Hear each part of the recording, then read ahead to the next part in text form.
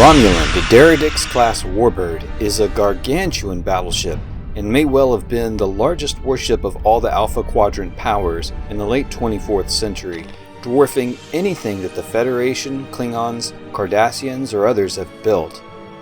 In Star Trek The Next Generation, its power is respected, and Picard often did everything he could to avoid battle with this monster. When the Dominion War begins in Star Trek Deep Space Nine, Captain Sisko knows that without the Romulans and their advanced Starfleet with all those Deradix warbirds, the war against the Dominion would certainly have been lost. Unfortunately, in Deep Space Nine, the Deradix didn't get the same kind of screen time and respect in the way it did in The Next Generation, not like Klingon ships or even the Cardassian ships, surely a missed opportunity for the largest ships fighting for the good guys in the war. I already made a video where I created an enhanced Deradix warbird, the IRW Aquila, a name chosen by the fans, designed to fight the Dominion and showcases its non-classified features. That video will be linked in the description. The Deradix is kind of a mysterious warship. In this video I will go over the 7 secret abilities of the Deradix warship. And I say secret as these abilities were probably not known by the Federation until the Warbird is truly seen in action during the Dominion War. Such actions that probably took place but we never really got to see on screen. Let's just get something out of the way first. I've gotten a lot of comments from people who think that the mass of the Deradix is similar to the Galaxy class because of its big gap in the middle. It looks a bit bigger than it actually is. True, however, the Deradix is over twice the length of a Galaxy class, 1300 meters versus 640 meters, and if you like, we can take just the top half of the Deradix, and as you can see, that this along with just its head is well over twice, maybe 3 times the volume of a Galaxy class. When you add in the lower section of the hull, we're looking at well over 4 times the volume of a Galaxy class. It's huge. So you Starfleet Varus can stop your propaganda campaign right now. Although I'm using the Aquila here, a newer Deradix in my fanfiction headcanon, it shares most of the tactical abilities of the classic Deradix. So here are the 7 secret abilities, starting with number 7, the Stealth Alpha Strike.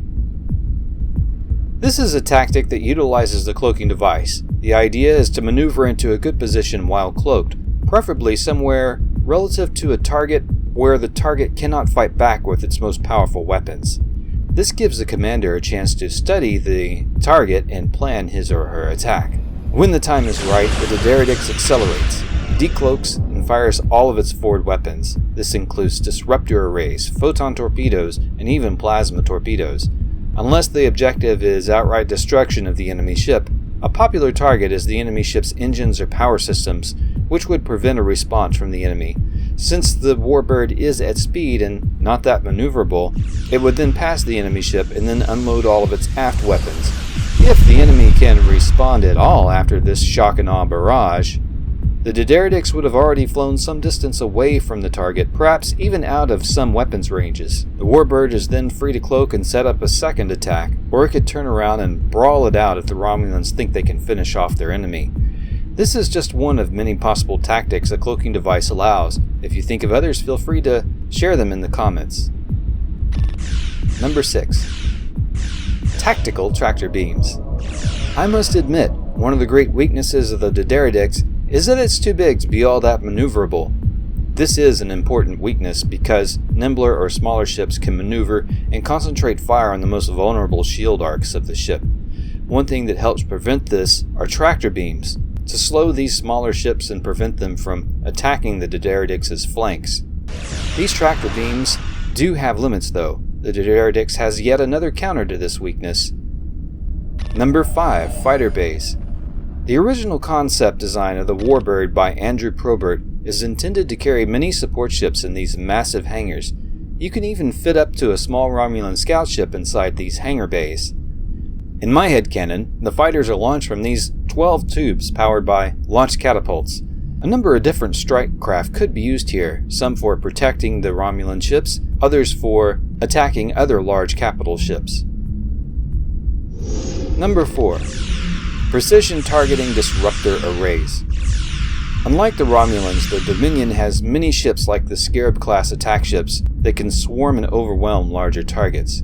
These disruptors are just as versatile as Starfleet's phasers. Each disruptor array can fire a single powerful beam, or can subdivide its energy into many smaller beams and hit with precision several targets at once. Number 3. The Plasma Spike. This is an ability I invented that is unique to the Aquila. An enemy ship that tries to attack the Aquila from behind at close range will be in for a nasty surprise. Unlike the original Dideritics, the Aquila has glowing vents on the feather plates. There is a tremendous amount of plasma flowing through the structure of the ship to power it. These are plasma vents with a twist. The plasma can be vented in a controlled manner using EM fields to control the direction and intensity of the release. This can cause damage to approaching ships, but it primarily disrupts enemy shields and sensors. Number 2. Ultra Stealth, even at warp speed. And now we get to one of the functions of the gap between the upper and lower hulls. Like many of the fastest and most efficient warp-driven ships, the Dideritics warp nacelles are meant to work in tandem, and they generate a warp field between them. This could also be achieved by having the warp field in open space without a double hull assembly, but the warp field would also be much easier to detect. With the Dideritics design, the cloaking field can be easily extended to include the warp field within this gap, and allow the ship to more easily travel at high warp speeds without being detected. Number 1. The Starship Docking Bay. This is the most important function of the gap between the hulls. There's enough room here for other ships up to cruiser size like these upgraded winged defenders to dock inside. Compared to smaller ships, the Dideritics can travel faster while cloaked, so it's quite efficient to use this ability to carry these smaller ships to where they need to go quickly. This also makes the Dideritics a mobile repair and resupply base of sorts. Now some may think that I'm making the Dideritics a Mary Sue ship. You would be wrong, because without good strategic and tactical planning, most of these abilities are ineffective. The Dideritics is unlike anything else in Star Trek. It is my favorite TNG era ship design. Now before you click away, bear with me a moment. I have an update for the channel, especially for subscribers. It's been almost a month since I've released a video. This is in part me learning how to make new effects like the photon torpedoes you saw using Blender 3D. But also I've been hired to make starships for a game. An official announcement about the game will be coming in the next video, along with the show and tell about the first ships I've just made for it.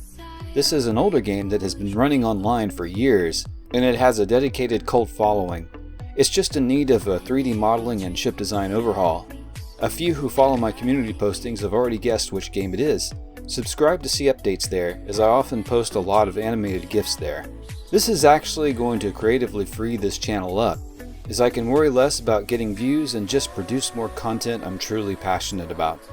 Feel free to comment on this or guess the game in the comments below. Until next time, space friends.